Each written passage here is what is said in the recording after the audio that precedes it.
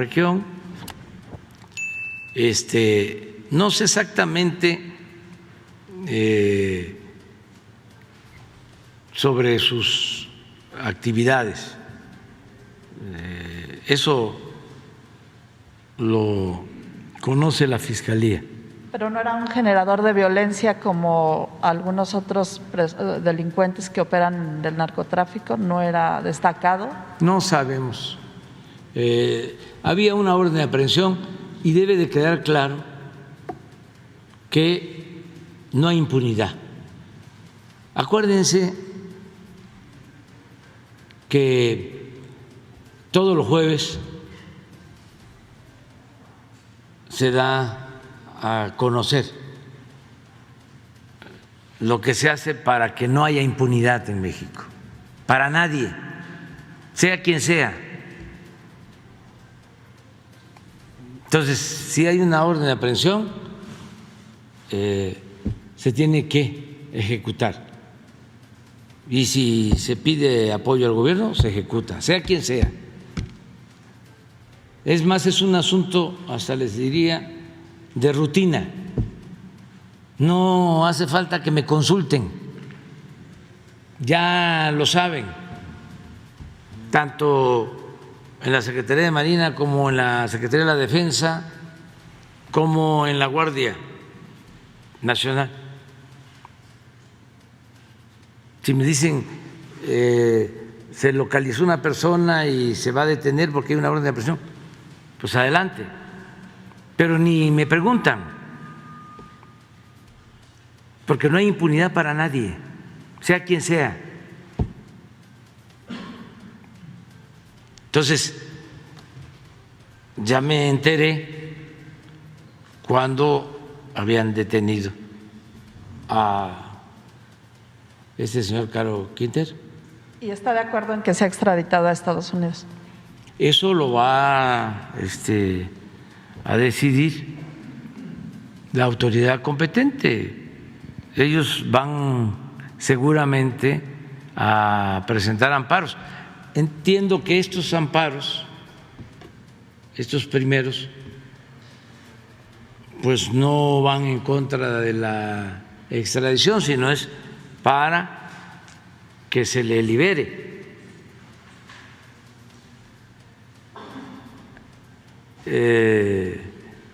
Esgrimiendo de que hubo errores en el procedimiento. Entonces la autoridad va a decir o va a contestar cómo fue que se llevó a cabo el procedimiento legal, que entiendo pues fue de acuerdo al procedimiento establecido. Pero eso es. Y no hay impunidad para nadie. Y y que se entienda esto, porque el que tiene una orden de aprehensión o el que antes cometió un delito y pensaba, aquí lo hemos hablado, de que no iba a pasar nada y que no había ningún problema, o porque podían sobornar a autoridades regionales, locales, eso ya no. Fue muy grave lo que sucedió en Chihuahua. Y fue muy grave porque había orden de aprehensión contra el que ejecutó o el que dirigió el asesinato de los sacerdotes. Y la misma Fiscalía del Estado declara de que esta persona era promotor, patrocinador de un equipo de béisbol.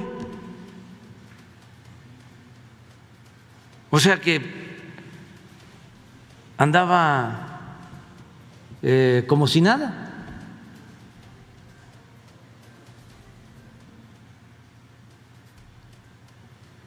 Eso puede suceder en tanto el gobierno federal no sepa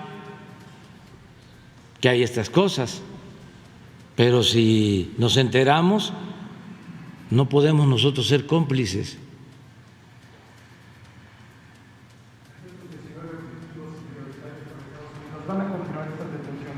Sí, aunque también es importante aclarar de que en nuestra estrategia lo fundamental es atender las causas de la violencia. Esto no cambia. O sea, es muy claro, además lo escribí en el último libro, está.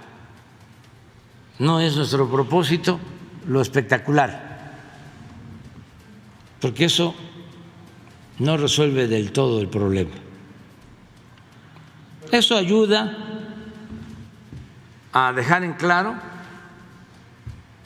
de que no hay impunidad y que no se protege a nadie.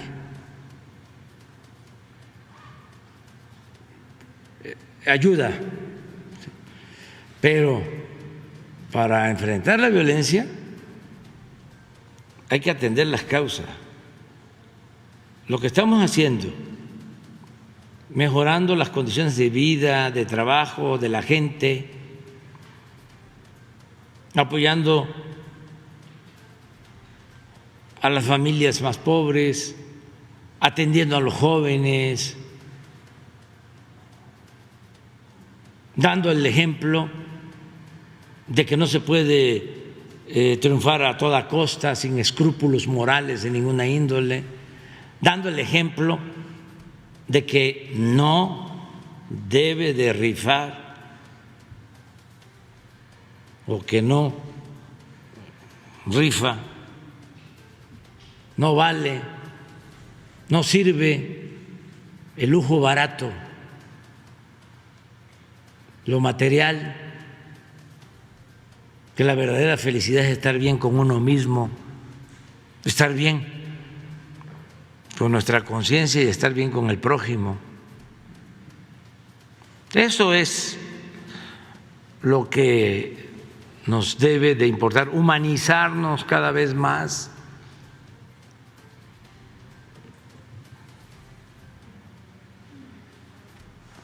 No optar por el dinero como si el dinero fuese Dios.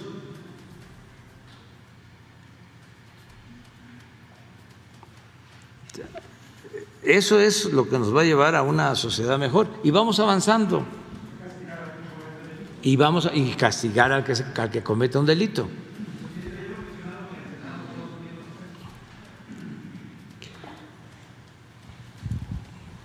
¿Terminaste, verdad, Sara? Buenos días, presidente. José Manuel Fuentes, de Capital 21. La primera pregunta que le quiero hacer es si se abordó el tema del periodista Julian Assange con su homólogo estadounidense Joe Biden. Sí, le dejé una carta al presidente Biden sobre Assange. ¿En qué consiste esa carta, presidente? ¿Nos podría decir?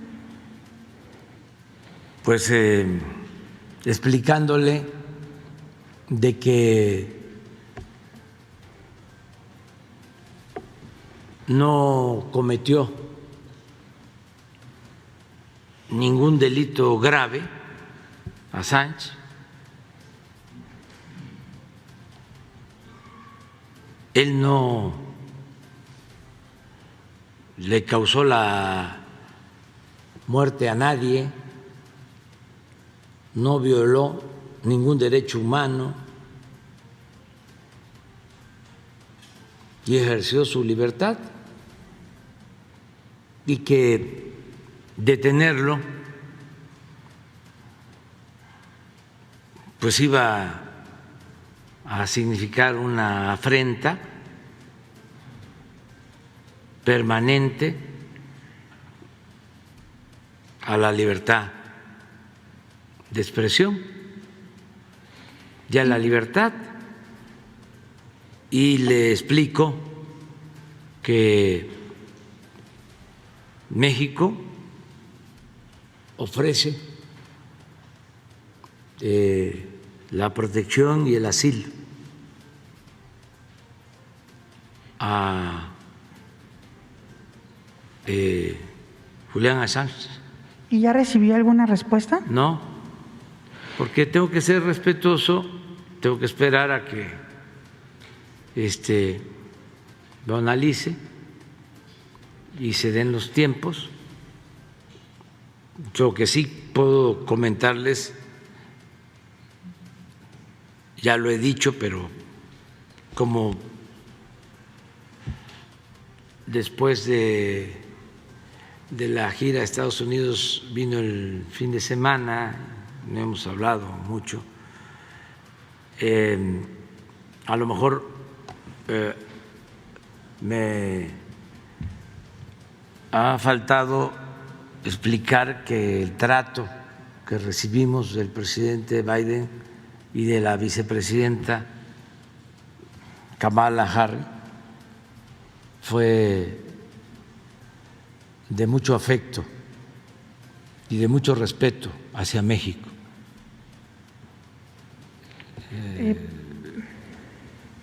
Se portaron muy bien y se fortaleció la cooperación para el desarrollo y en todos los órdenes. Entonces fue muy buena entrevista, muy buena gira, muy buen encuentro. También una cosa excepcional fue la actitud de nuestros paisanos. Los abrazos me llenaron de sentimientos porque fueron muchas las muestras de solidaridad. Muchos viajaron de otros estados de la Unión Americana a Washington y un gran apoyo de nuestros paisanos en la gira. Todo esto sucedió y sí tratamos el asunto de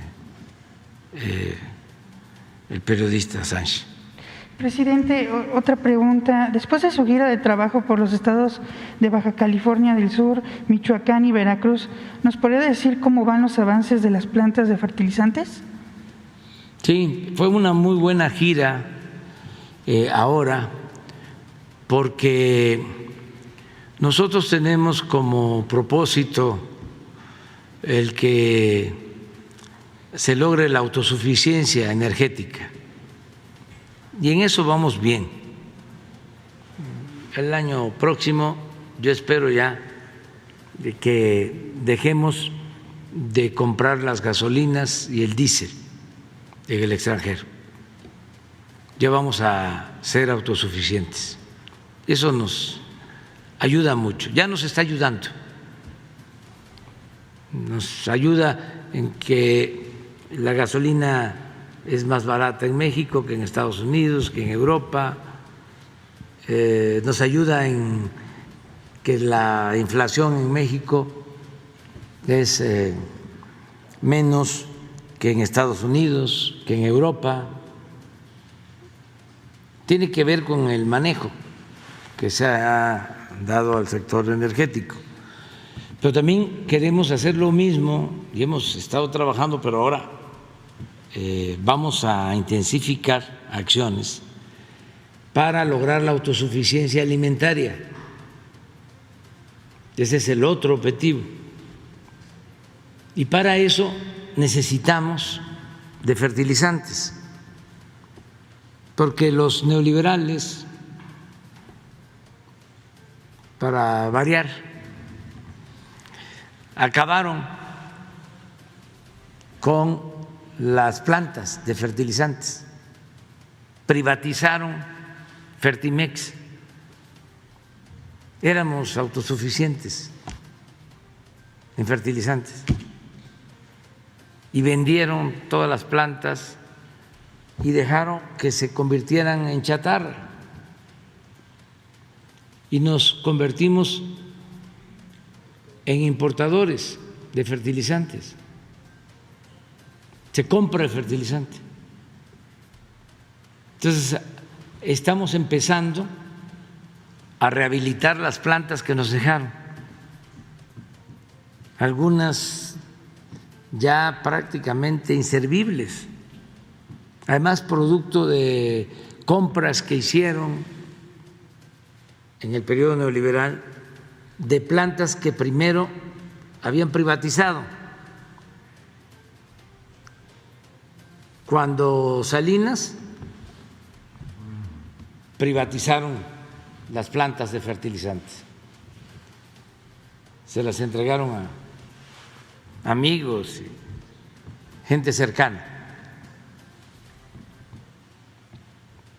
del llamado Grupo Compacto, que crearon con la entrega de todos los bienes de la nación. Se creó el llamado Grupo Compacto, una nueva oligarquía, una piñata con los bienes de México. Pasa el tiempo y algunas de esas plantas las vuelven a comprar. O sea, son privatizadores y al mismo tiempo estatistas. La verdad que no son ni una ni otra cosa, lo que son en realidad pues son verdaderos corruptos. Pero ¿cómo es que privatizan y luego deciden vamos a comprarlas, las mismas plantas? Claro, ya quebradas. Ustedes saben que tenemos ingenios azucareros. Cuando Fox rescató ingenios azucareros, porque se rescataba a los potentados, a los que estaban cerca de el presidente. No se rescataba al pueblo. La prueba fue lo de Fobaproa, cómo rescatan a banqueros y a grandes empresarios y convierten las deudas privadas en deuda pública. Pues esa era la política. Y hablo de los ingenios porque acaba de pasar, es lo de Fox. O ayer que estuve en Cangrejera, que le quitan el gas, el etán, a las plantas de Pemex, de la petroquímica, esto con Calderón, para entregarle el gas a Odebrecht, el etileno 21. O sea, eso era lo que…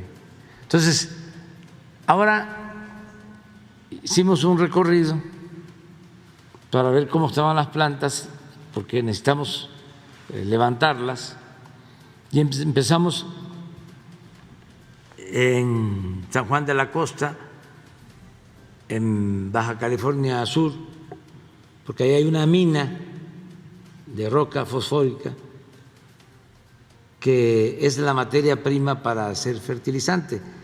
Se lleva la roca ya procesada, triturada, en barco a Lázaro Cárdenas, y ahí están las plantas, y ahí se hace fertilizante.